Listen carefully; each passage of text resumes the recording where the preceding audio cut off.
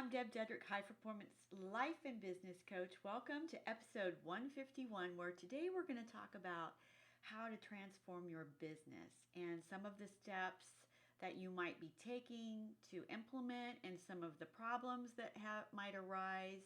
The whole purpose of this episode is to give you tools and tips and strategies and frameworks that you can implement right away so you can transform your life or business. But today's episode is specifically how to transform your business. So let's get right into it.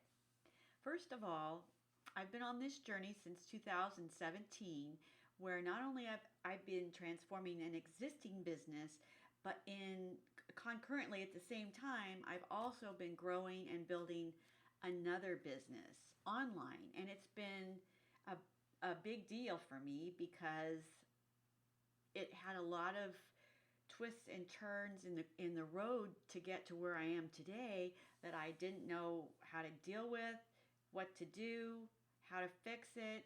And that's probably been one of my expertises as a self-employed business owner my whole career, is being able to go with the flow and do what it needs to be done. And if you want to transform your business, it has to start with desire, but more than that, not only desire, but having a plan and developing new skill sets.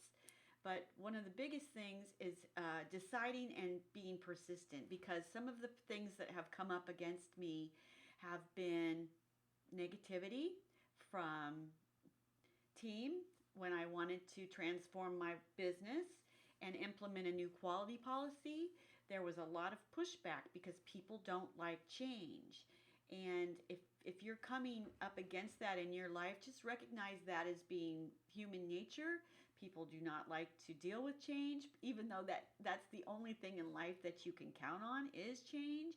But one of my biggest problems was dealing with my own internal belief of, maybe I can't do this. And happily, I pushed through that, and we had some shakeup in my team, but we did implement the quality policy, and which was huge for our business.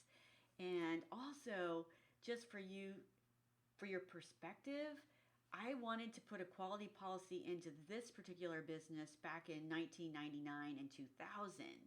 And I had started that journey. I had spent a lot of money. I had spent a lot of time. I had written this quality manual that was like this big. But what happened was, we got down to the final implementation of the quality policy, and nobody on my shop floor wanted to do it. And I didn't have enough ability as a leader to know how to push through that. And so I set it off to the side. And that was 20 years ago almost. So here I am 20 years later implementing a long-term dream. So if you have dreams, recognize that it might not happen right away, and have the persistence to keep pushing through and get what you want done, even if you have pushback from others. Another problem that came up on this journey to transform my business and grow another business at the same time was negativity from friends and family, where they didn't support me, or they couldn't see a return on investment on my time or my money, where they felt like I was wasting my time and wasting my money.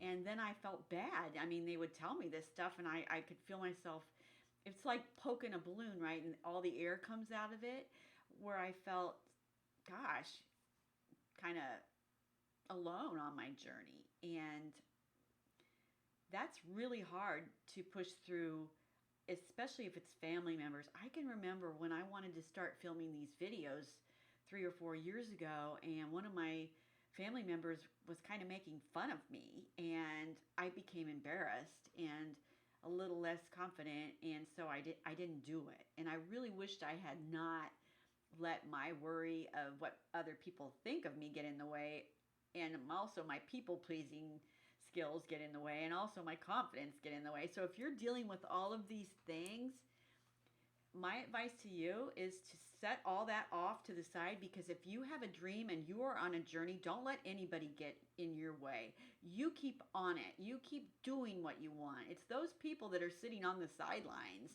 that aren't doing anything, that aren't building something new, that have the biggest voices. Don't let them derail you, and keep going. And another thing that got in my way of transforming my business was the shiny object syndrome. Oh my gosh, because I didn't understand some of the processes that I needed to implement in my bricks and mortar and on my online, I would start doing these shiny objects. I would buy a course, or I would sign up for a software product, and I would, oh my gosh, I spent a lot of money on that. So don't do that. What you need to do is just pick a few and follow what the experts are doing. Don't try to reinvent the wheel. Go online and figure out, even if you have to get in touch of these people, figure out what they're doing, what they're using, and just do what they're doing. Don't try to think it up on your own. You don't have enough time to reinvent the wheel. Just do what the other experts are doing. And if you don't know, go on to YouTube, go on to Google, get yourself an Audible book and download the Audible book. Everything that you need to know is somewhere in some book or somewhere online. But don't spend all your time reading and listening and learning. What you need to do is pick the few, like I suggested, and then implement and do and work out the kinks. You don't want to be down the road a year from now and not have anything accomplished. And that's been a big problem for me, is the shiny object syndrome, because I got so many things bought and purchased, I never was able to go back and implement because I had too many things going on. So just pick a few that are really income producing activity, courses, income producing activity, add-ons, products, services, and implement and get some return on your investment of time. And that was a big one for me. And then finally, the fourth one was recognizing that doing something new, and if you want to be good at it and you want to be an expert at it, it's going to take time and due diligence. And it's going to take probably a lot more time than you think it's going to take, but who cares? What else are you going to be doing?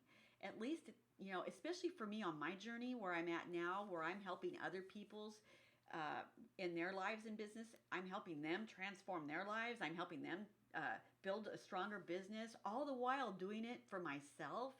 What I've found is I'm so happy that I didn't get sidelined. I'm so happy that I didn't give up.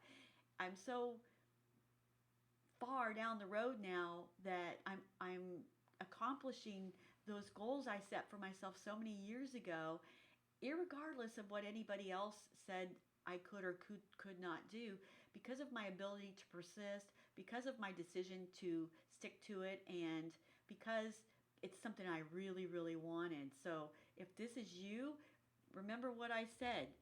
Push back if your team doesn't want to support you. Don't listen to negative feedback from family. Don't chase the shiny objects. And finally, recognize learning anything new takes a lot of time and due diligence, and you have the time and you have the patience and you have the desire, you can do it. So thank you so much for joining me today on episode 151, How to Transform Your Life and Business. These are a few ideas. If you want to find out more tips, go over and see me on www.debdedrick.com, where I have a lot of other resources. And if you want to sign up for my one-on-one coaching program where I can work right with you. Thank you so much, and I will see you on my next podcast. Have a great